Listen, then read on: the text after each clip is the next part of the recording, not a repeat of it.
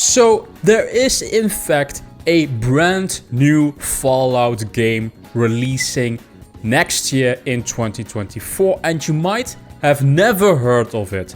It's called Fallout London. It's a very ambitious PC mod for Fallout 4, basically a DLC kind of mod, but it's more than that, I can promise you. Today I want to go over some amazing details towards Fallout London, its release date, the factions, and what you can expect from Fallout London. So sit back, relax, enjoy, take a beverage, and let's get on with this news. Usually I don't really talk about mods at all on this channel, but I have a very big respect for these people that make big ambitious mods, especially in the Bethesda community. And if you guys want to see me cover more mods in the future, I am actually willing to do that, because some of these are actually whole new games in scope and scale. So I quickly today want to go over Fallout London, and also I really want to give some love to the team there for making a whole new game basically for free, and that's just a very big achievement in my opinion. So I really want to praise them in today's video, give a highlight for them, a little showcase on really what Fallout London is. And in today's video I will also be showing gameplay from the mod that you can see on your screen, so you have a visual representation of what it is. Also, don't forget to leave a comment in the comment section down below. It can be about anything, it can be about Fallout.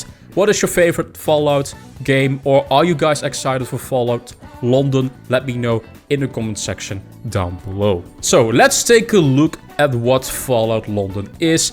I opened up their website just to quickly take a look at what we can basically expect from Fallout London. Fallout London is an ambitious DLC-sized mod that brings the player into the nuclear apocalypse all the way to the doorsteps of the Parliament. The mod encapsulates the gritty, adventurous nature of the Fallout games with a new world, factions, storylines, NPCs, weapons, creatures, and much more. This all comes together in a package tied with a unique British bow. What is really the size though of Fallout London? Fallout London is a condensed version of London that focuses around the main central boroughs.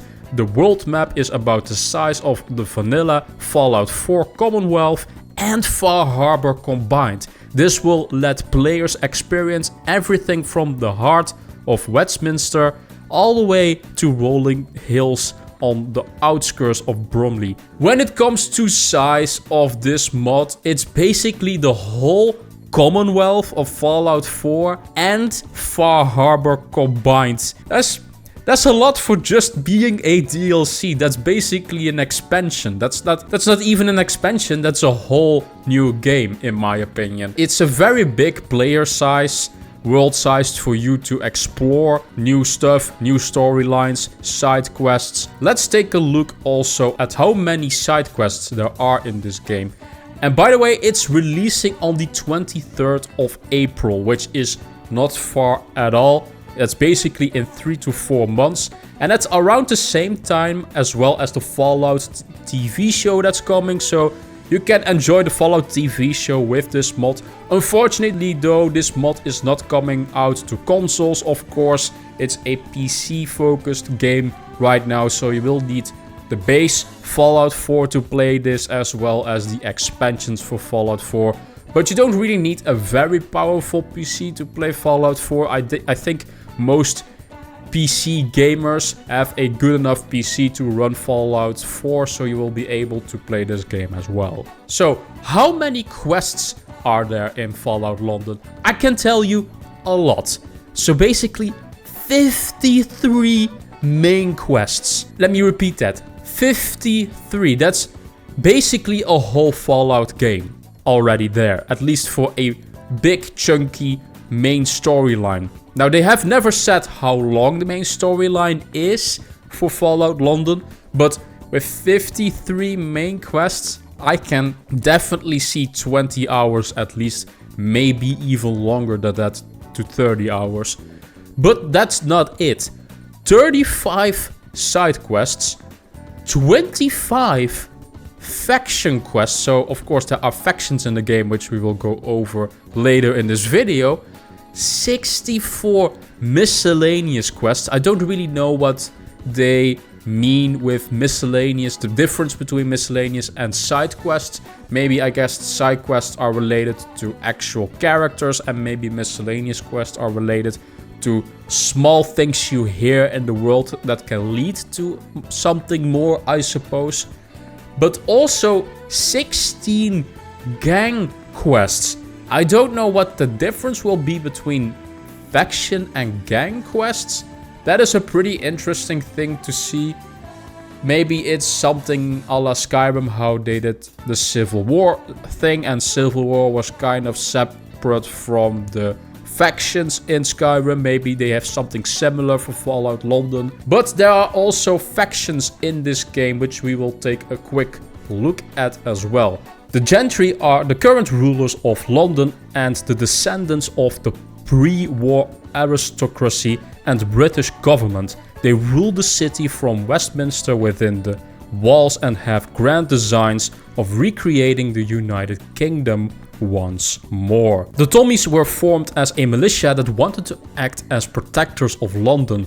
Whilst good intentions started their actions, by the time the game starts, their leadership is blissfully unaware, or perhaps don't care, that they have become the tools of the gentry. In-game, they act as the defense force along the walls and territories, with the appearance of that of a retro-fusionized Great War soldier.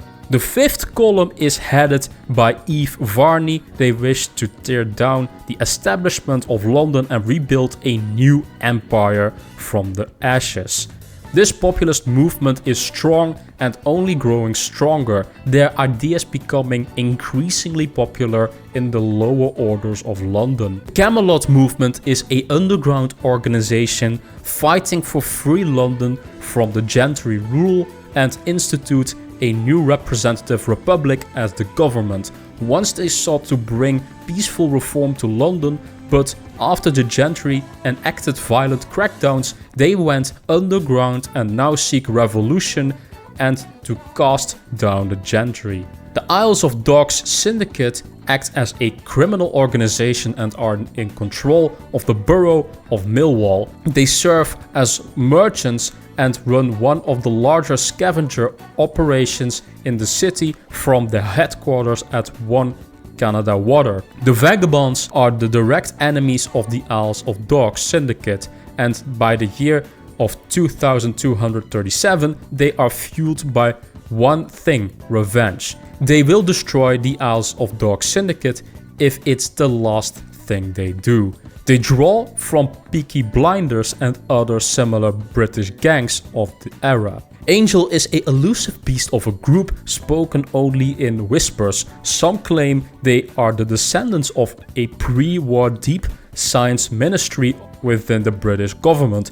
Others say they have agents and eyes everywhere, watching and monitoring the lives of all Londoners. And still others say they are just a myth created to scare the gullible. So those are quickly some of the factions in this game, and they all sound very interesting to me. Especially, I think the Angel sounds a little bit like the Institute in Fallout 4, the secret government science group, shall I say, that does experiments maybe, or they are just watching the population in Fallout London. And then you have these crime syndicates like Isle of Dogs Syndicate and the Vagabonds, basically this rivalry, I guess, between the two. Yeah, it's looking very interesting in my opinion when it comes to the factions, and I think they are taking a lot of inspiration, especially from Fallout New Vegas, how you can maybe side with one faction and maybe do the ending with that faction, and maybe there is a lot of replayability. That's at least what I hope, because Fallout New Vegas is probably one of my most favorite Fallout games of all time. So let me know in the comment section down below, what do you guys think of this project, about the lore as well, all these factions. The release date is the 23rd of April, so that's not very far away whatsoever. That's in a few months. I hope I can actually have some time to play this, because there are a lot of great games coming out in February, especially if you are a fan of Japanese games like me. But I think April so far is pretty empty for most releases. I think only Eiyuden Chronicles is coming out in April, which is a Suikoden kind of spiritual successor, but that's really the only game I'm looking forward to in April. So April is pretty empty, and this can be a good release date for them if they can make it. Of course, keep in mind this is a mod, and of course it doesn't have official support from Bethesda, so there might be maybe bugs as well. But they did promise that it would at least be in a playable state. That's also why they delayed the game, because originally Fallout London was for 2023, but they delayed it with a few months for more polishment. I will leave that channel in the description down below if you guys are interested in the project. They are also still hiring for 3D artists probably. So if you guys want to help them, go visit their website. I absolutely love projects like these. If you guys want to see more mods being covered by me, these big projects for Elder Scrolls or Fallout especially, let me know in the comment section down below, or maybe for a different game, depending on if it's a single player game, because I mostly cover single player games on here. If you know good mods like these that are basically almost full on games, let me know, because I'm always very interested in this type of stuff, because it's driven by passion. They aren't really driven by monetization in any way, because they make this stuff all for free, and I love that. Again, I will link everything in the description down below if you want to check them out. Also gameplay trailers, stuff like that, and their YouTube channel, their website. I will take a look at that. And if there is anyone watching from the Fallout London team for some reason to this video, you can contact me.